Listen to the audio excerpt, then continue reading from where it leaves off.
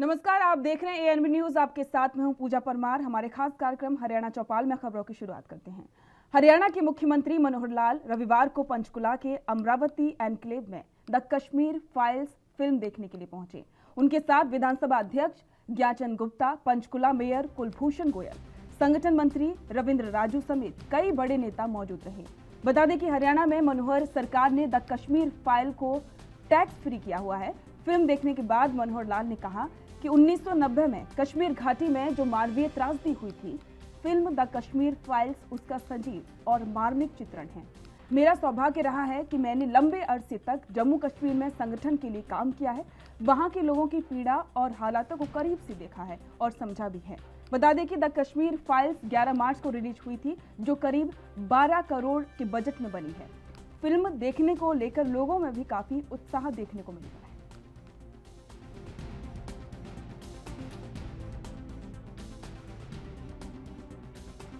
देखिए, इस प्रकार का एक सारी स्टोरी है वो कोई केवल हमारे टैक्स फ्री करने से ही लोग उसमें उत्साही हैं या उसमें लोगों की जो उत्सुकता बनी है, वैसे तो नहीं है। लेकिन फिर भी टैक्स फ्री करने से आमजन बड़ी संख्या में, ज़्यादा संख्या में इस ट्रेजिक स्टोरी को देखे और मन में इन एक देश के प्रति प्रेम का जो जागरण है सबके मन में होना चाहिए, तो उसका एक लाभ तो निश्चित रूप से होगा ही।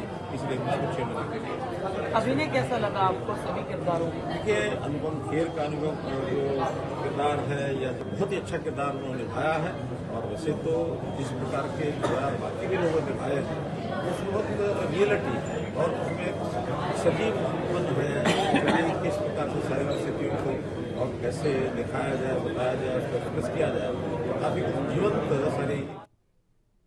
हरियाणा के मुख्यमंत्री मनोहर लाल ने ट्वीट करके कोरोना का टीका लगवाने की अपील की है। सीएम मनोहर लाल ने अपील करते हुए लिखा कि पीएम नरेंद्र मोदी के नेतृत्व में चल रहे महा टीकाकरण अभियान के तहत 16 मार्च से 12 से 13 और 13 से 14 आयु वर्ग के बच्चों का टीकाकरण शुरू होने जा रहा है।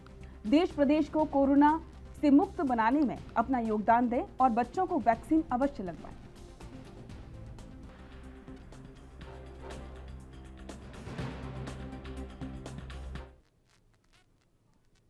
हरियाणा विधानसभा बजट सत्र 5 दिन के अवकाश के बाद आज फिर से शुरू हो गया है। झज्जर की विधायक गीता भुक्कल ने जुक्कवास में 4 मार्गीय रोड की घोषणा का मामला उठाया, जिसका डिप्टी सीएम दुष्यंत चौटाला ने जवाब दाखिल करते हुए कहा कि किसानों ने 40 लाख रुपए प्रति एकड़ की मांग की है।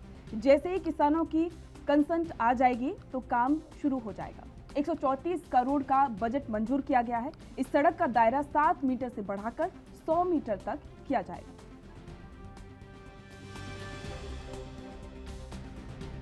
मैं आदरणीय अध्यक्ष महोदय, आपके माध्यम से माननीय उप मुख्यमंत्री जी से पूछना चाहूंगी कि ये जो झज्जर सिटी में हमारी बहुत बुरी हालत है, सारे रोड्स टूटे हुए हैं।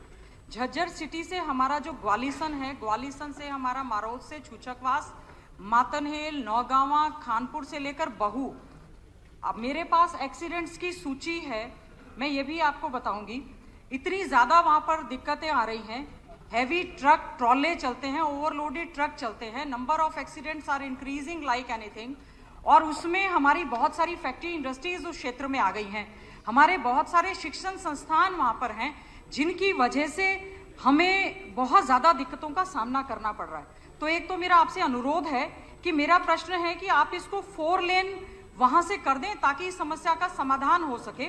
और साथ ही साथ में 4 लेन के साथ साथ अगर आप बाई चांस इसमें 4 लेन नहीं भी कर रहे हैं तो कम से कम वाइडनिंग या स्ट्रेंथनिंग इसकी कर दें। स्ट्रेंथनिंग कर दें कि गड्ढों में जो कहीं कहीं सड़कें नजर आ रही हैं, थोड़ी सी प्लेन सड़कें हमें नजर आने लग जाएं। माननीय सदस्य ने एक सवाल में 4 सवाल पूछे। मैं आ रहा हूँ, आपने पूछे, मैंने आपको टोका नहीं, आप सुन लीजिए। जहाँ लास्ट ईयर महिला दिवस के एश्योरेंस की बात थी, माननीय सदस्य के एक व्यूइंगशिप के अंदर कमेटी कॉन्स्टिट्यूट हुई जो प्राइस नेगोशिएशन कर रही थी। फार्मर्स ई भूमि के ऊपर 60 लाख रुपए प्रति एकड़ के हिसाब से कॉम्पनसेशन मान रहे थे और जो लास्ट चर्चा उनसे हुई है, उन फार्मर्स ने लगभग 40 लाख के आसपास प्रति एकड़ एग्री किया है। और जल्द सबकी सहमति आते हैं, क्योंकि अगर हम 70% एक्वायर कर ले, 30% रास्ता ना मिले तो टोहाना के बाईपास की तरह वो हमेशा पेंडिंग रह जाएगा और फिर रीनेगोशिएशन में रेट्स हमेशा उस फार्मर के प्रति बढ़ते रहते हैं। और हमारा ये प्रयास है, जैसे हमने चीका बाईपास को 1 स्लॉट के अंदर एक कांस्टेंट रेट के अंदर फार्मर्स को एग्री करा के एक्विजिशन की ओर ले जाने का काम किया ई भूमि के माध्यम से, वैसे ही छूछकवास का भी हम जल्द पूरा प्रोसेस, जब 100% फार्मर्स की कंसेंट आ जाएगी, नहीं तो हमें लैंड कंसोलिडेशन की ओर जाकर अगर 70% से ऊपर फार्मर कंसेंट देंगे तो कदम उठाने पड़ेंगे, जो कि प्रदेश सरकार नहीं चाहती। दूसरी ओर पर जहां इनने बात करी छूछकवास से झज्जर तक की सड़क, वो ऑलरेडी इस साल के बजट के अंदर जो हमने 50% बजट का हिस्सा पीडब्ल्यूडी का डाइवर्ट किया है रिपेयर मेंटेनेंस का, इस सड़क का डीएलपी जो है डिफेक्ट लायबिलिटी पीरियड वो अक्टूबर 2022 तक का है।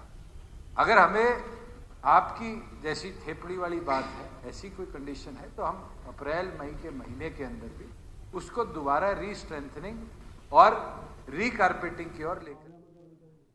वक्त हो गया ब्रेक का, जल लौटें।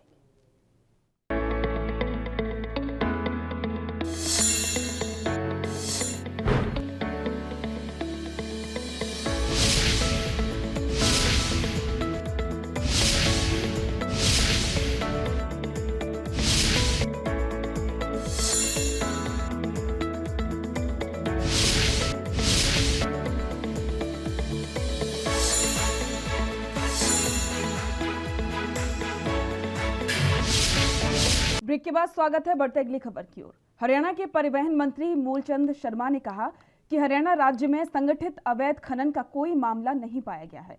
हालांकि खनिजों की चोरी की छिटपुट घटनाएं संज्ञान में आती हैं, जिन्हें कानून के अनुसार निपटाया जा रहा है। इस तरह की घटनाओं समेत अन्य पड़ोसी राज्यों से बिना वैध सहायक दस्तावेजों के खनिजों के परिवहन के मामले में भी जुर्माना लगाकर निपटाए जाते हैं। हरियाणा सरकार ने अवैध खनन के खिलाफ जीरो टॉलरेंस की नीति चुनी है और संबंधित जिले में अवैध खनन की किसी भी घटना पर नजर रखने और इस संबंध में न्यायालयों के आदेश का अनुपालन सुनिश्चित करने के लिए जिला उपायुक्तों की अध्यक्षता में जिला स्तरीय टास्क फोर्स का गठन भी किया गया है।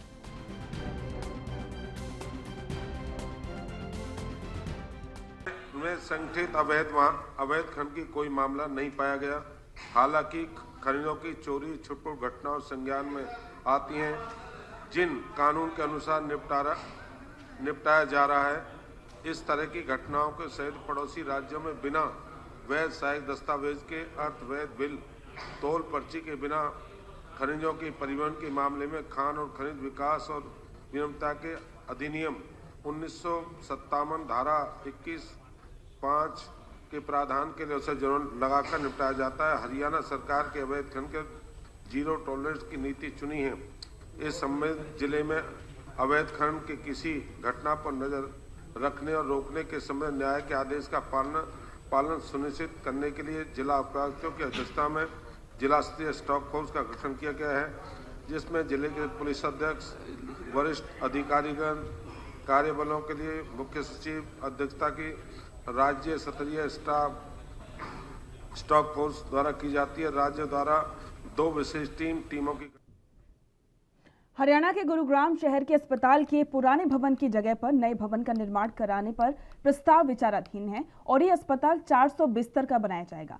हरियाणा के स्वास्थ्य मंत्री अनिल विज की ओर से आज शहरी स्थानीय निकाय मंत्री कमल गुप्ता ने हरियाणा विधानसभा में चल रहे सत्र के दौरान लगाए गए एक प्रश्न का उत्तर दिया। उन्होंने बताया कि 7.73 एकड़ उपलब्ध भूमि पर एक 400 बिस्तर का अस्पताल बनाया जाना प्रस्तावित है, जो सभी आधुनिक सुविधाओं से लैस होगा और इसके निर्माण में 3 साल लगने की संभावना है। इसके अलावा उन्होंने बताया कि पटौदी के अस्पताल को अपग्रेड करने के लिए जांच करना अभी जारी है।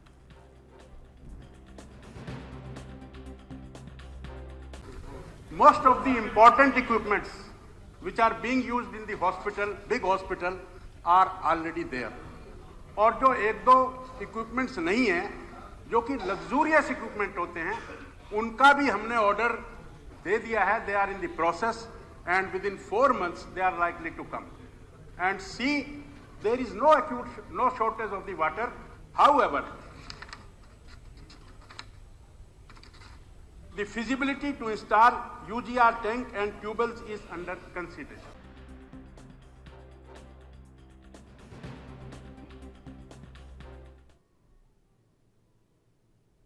मुख्यमंत्री मनोहर लाल राज्य के लोगों को सर्वोपरि सुविधाएं प्रदान करने और कतार में खड़े अंतिम व्यक्ति को सरकारी योजनाओं का लाभ सुनिश्चित करने के लिए लगातार प्रयास कर रहे हैं और इसी कड़ी में आर्थिक रूप से कमजोर वर्गों के लिए हरियाणा सरकार द्वारा कई योजनाएं चलाई जा रही हैं। इन योजनाओं का उद्देश्य आर्थिक रूप से कमजोर वर्ग की मदद करना है ताकि उन्हें भी बेहतर सुविधाएं मुहैया करवाई जा सकें। मुख्यमंत्री परिवार समृद्धि योजना हरियाणा सरकार की एक अनूठी पहल है। इसके तहत हरियाणा के सभी EWS के लिए दुर्घटना बीमा और हरियाणा के किसानों और असंगठित श्रमिक के लिए सुनिश्चित पेंशन और पारिवारिक भविष्य निधि सुनिश्चित की गई है।